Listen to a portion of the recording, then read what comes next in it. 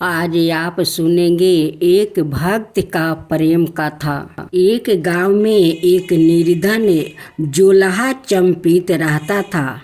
जोलहे के नाम था सुंदर और उसकी पत्नी का नाम था लीला।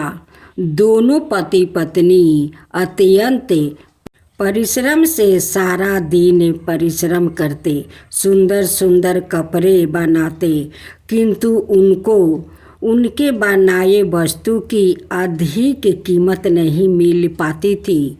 दोनों ही अत्यंत संतोषी स्वभाव के थे। जो मिलता उसी से संतोष होकर एक टूटी फूटी झोपड़ी में रहकर अपना जीवन निर्भय कर लेते थे। वो दोनों भगवान श्री कृष्णा के परम भक्त थे। दिन पर एक परिश्रम के बाद जो भी समय मिलता उसे दोनों भगवान के भजन कीर्तन में व्यतीत करते।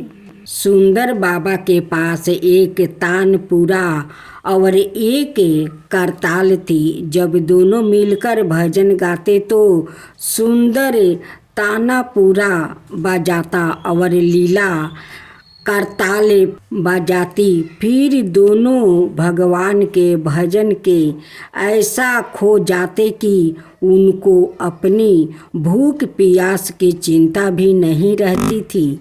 यूँ तो दोनों संतोष स्वभाव के थे।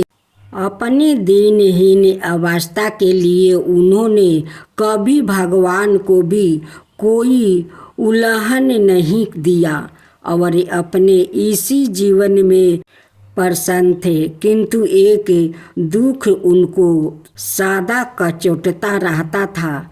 उनको कोई संतान नहीं थी। उसको लेकर वो सदा चिंतित रहा करते थे, किंतु रहते थे फिर भी सदा भगवान में मगन। इसको भी उन्होंने भगवान की लीला समझकर स्वीकार कर लिया और निष्कर्म रूप से श्री कृष्णा के प्रेम भक्ति में डूबे रहते। जब उनकी आहु अधिक होने लगी तो एक दिन लीला ने सुंदर से कहा कि हमारी कोई संतान नहीं है।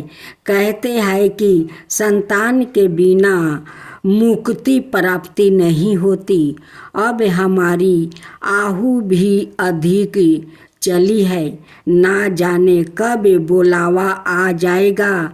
मरने की बाद कौन हमारी चिता को अग्नि देगा और कौन हमारे लिए दर्पण आदि का कार्य करेगा। कैसे हमारी मुक्ति होगी। सुंदर बोला, तू क्यों चिंता करती है? ठाकुर जी है ना, वो ही सब देखेंगे। सुंदर ने यह बात कह तो दी, किंतु वो भी चिंता में डूबे गया। तभी उसके मन में एक विचार आया।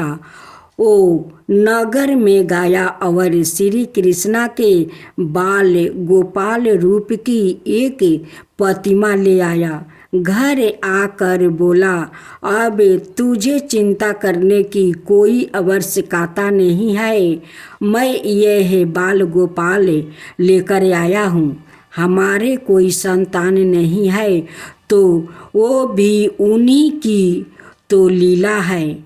हम इनको ही अपने पुत्र की समान प्रेम करेंगे। यही हमारे पुत्र का दायित्व पूर्ण करेंगे। यही हमारी मुक्ति करेंगे। सुंदर की बात सुनकर लीला अत्यंत प्रसन्न हुई।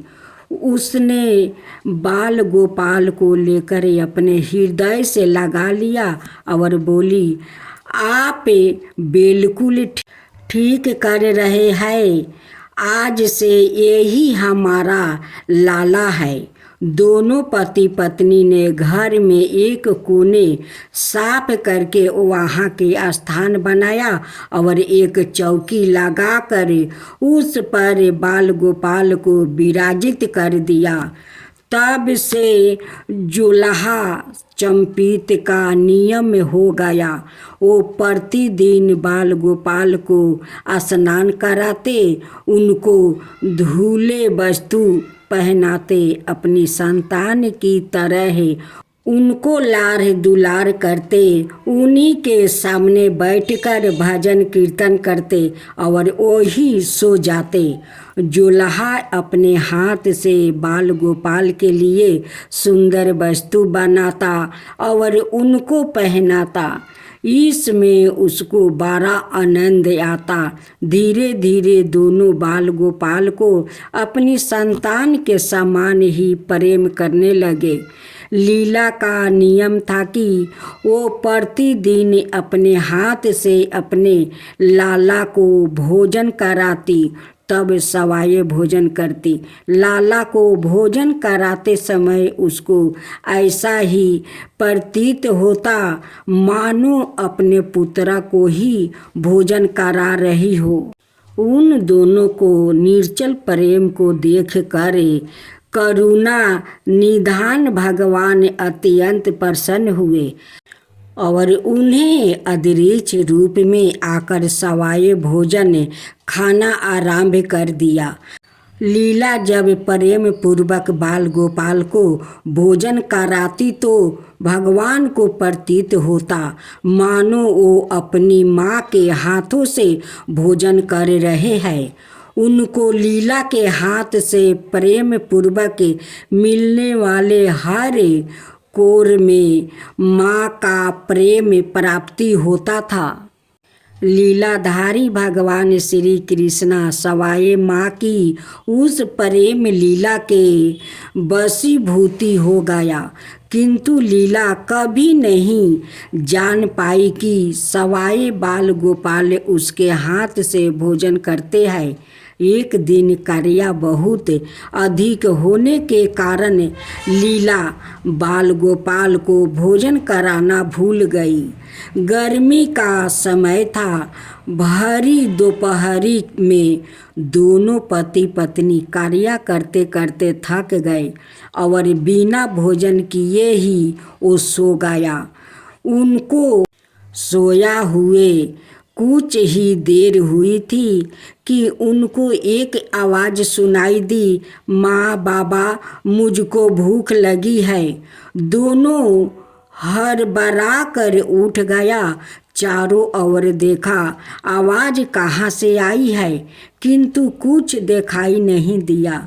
तभी लीला को स्मरण हुआ कि उसने अपने लाला को भोजन नहीं कराया। वो दौड़ कर लाला के पास पहुंची तो देखा कि बाल गोपाल का मुख कुमिलाया हुआ है। इतना देखते ही दोनों पति पत्नी वही उनके चरणों में गिर पड़े। दोनों की आंखों से आंसुओं की धारा बहने लगी।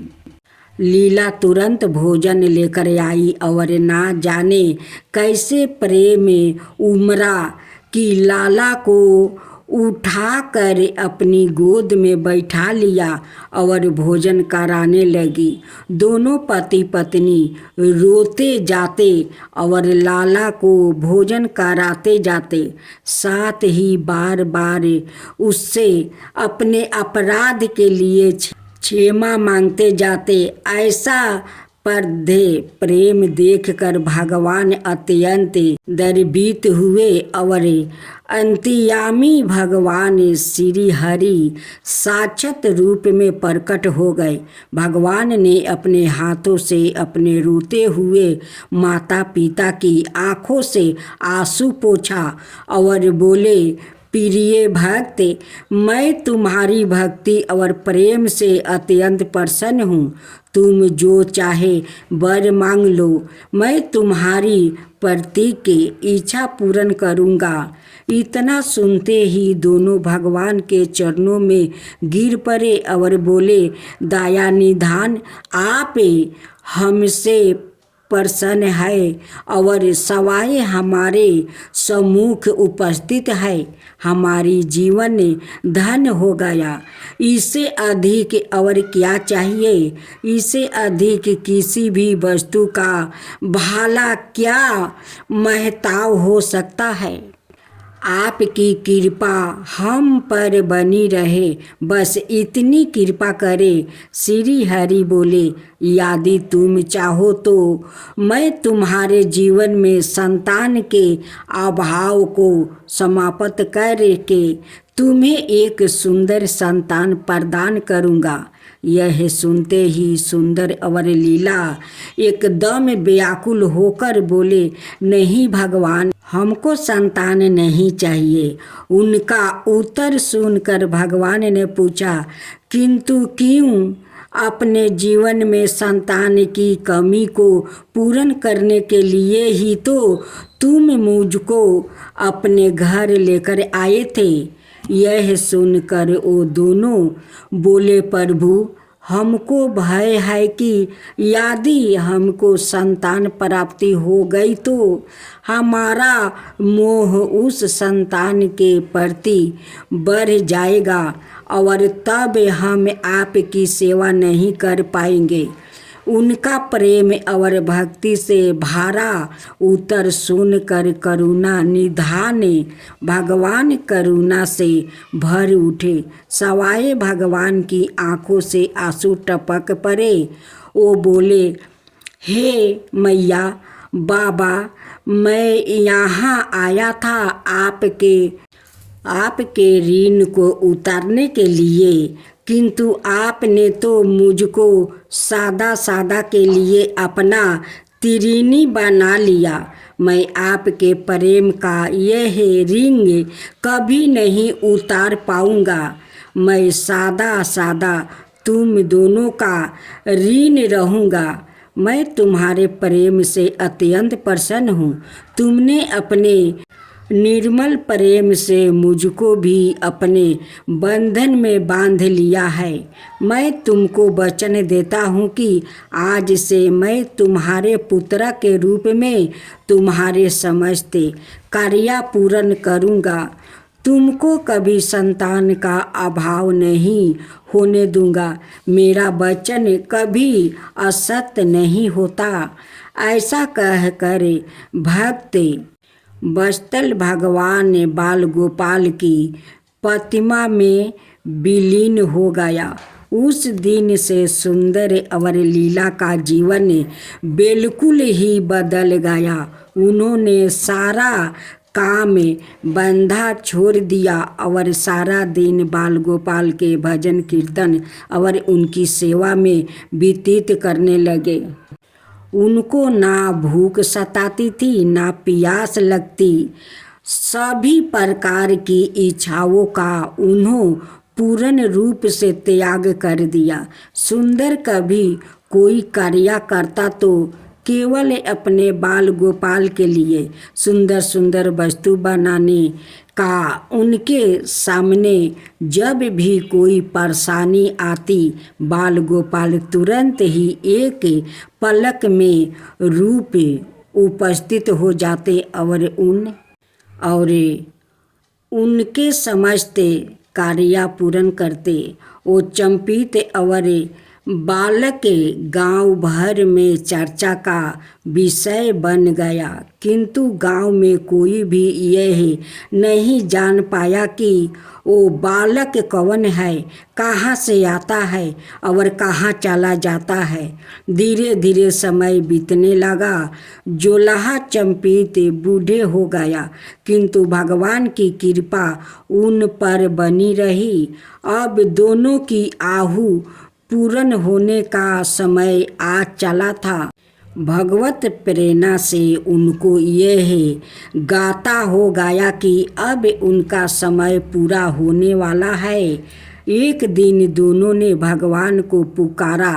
ठाकुर जी तुरंत प्रकट हो गए और उन्हें उनकी इच्छा जाननी चाहिए।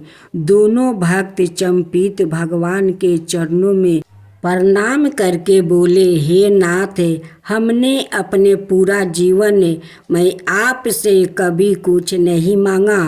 अब जीवन का अंतिम समय आ गया है, इसलिए आपसे कुछ मांगना चाहते हैं। भगवान बोले, निसंकोच अपनी कोई भी इच्छा कहो, मैं वचन देता हूँ कि तुम्हारी प्रत्येक इच्छा को पूर्ण करूँगा। तब बाल गोपाल के अगाध प्रेम में डूबे उस वृद्ध चंपित बोले, हे नाथ, हमने अपने पुत्रा के रूप में आपको देखा है और आपकी सेवा की है। आपने भी पुत्रा के समान ही हमारी सेवा करी। अब वो समय आ गया है जिसके लिए कोई भी माता पिता पुत्रा की कामना करते हैं। हे दीना बंधु, हमारी इच्छा है कि हम दोनों माता पिता के प्राण एक साथ निकले और दया निधान जिस प्रकार एक पुत्र अपने माता पिता की अंतिम क्रिया करता है और उनको भक्ति प्रदान करता है, उसी प्रकार है परमेश्वर हमारी अंतिम क्रिया आप अपने हाथों से करे और हमको मुक्ति प्रदान करे। श्री हरि ने दोनों को उनकी इच्छा पूर्ण करने का वचन दिया और बाल गोपाल के विग्रह में विलीन हो गया। अंत में वो दिन आ पहुंचा जब प्रत्येक जीव को यह शरीर छोड़ना पड़ता है। दोनों वृद्ध चंपित बीमार पड़ गया। उन दोनों की भक्ति की चर्चा गांव भर में थी, इसलिए गांव के लोग उनका हाल जानने उनकी झोपड़ी पर पहुँचे। किंतु उन दोनों का ध्यान तो श्री हरि में राम चुका था। उनको नहीं पता कि कोई आया भी है। नित समय पर एक चमत्कार हुआ। जोलहे की झोपड़ी एक दीप और अलौकिक प्रकाश से भर उठी। वहाँ उपस्थित समस्त लोगों की आंखें बंद हो गई। किसी को कुछ भी दिखाई नहीं पड़ रहा था। कुछ लोग तो झोपड़ी से बाहर आ गए, कुछ वही धरती पर बैठ गए। श्री हरि अपने दिव्या चतुर्भुजा रूप में प्रकट हुए। उनकी अप्रतिमा शोभा समस्त दृष्टि को अलौकिक करने वाली थी। वातावरण में एक दिव्या सुगंध भर गई। अपनी मंद मंद मुस्कुराने से अपने उन भक्त माता पिता की ओर देखते रहे। उनका यह दिव्या रूप देखकर दोनों वृद्ध अत्यंत आनंदित हुए। अपने दिव्या दर्शनों से दोनों को दिव्य करने के बाद करुणा निधान लीलाधारी समस्त दृष्टि के पालन हार श्री हरि वही उन्हों दोनों के निकट धरती पर ही उनके सिरहाने बैठ गया। भगवान ने उन दोनों भक्तों का सर अपनी गोद में रखा, उनके शीश पर प्रेम पूर्वक अपना हाथ रखा। तत्पश्चात अपने हाथों से उनके नेत्रों बंद कर दिया। तत्काल ही दोनों के प्राण निकल कर श्री हरि में विलीन हो गया। पंचभूतों से बना शरीर पंचभूतों में विलीन हो गया। कुछ समय बाद जब वो दिव्या प्रकाश का लोप हुआ तो सभी उपस्थित ग्रामीणों ने देखा कि वहाँ ना तो सुंदर था और ना ही लीला थी और ना ही बाल गोपाल थे। शेष थे तो मात्रा कुछ पुष्पा जो धरती पर पड़े और एक दिव्या सुगंध जो वातावरण में चूहे और फैली थी। विस्मित ग्रामीणों ने श्रद्धा से उस धरती को नमन किया, उन पुष्पों को उठाकर शीश से लगाया और सुंदर लीला की भक्ति और गोविंद के नाम का गुणगान करते हुए चल दिया। उन पुष्पा के श्री गंगा जी में विसर्जन करने के लिए भक्त वो है जो एक क्षण के लिए भी विवेकत नहीं होता, अर्थात जिसका चिंता ईश्वर में अखंड बना रहे, वो भक्त कहलाता है। सरल शब्दों में भक्ति के अंतिम चरण का अनुभव करने वाले को भक्त कहते हैं।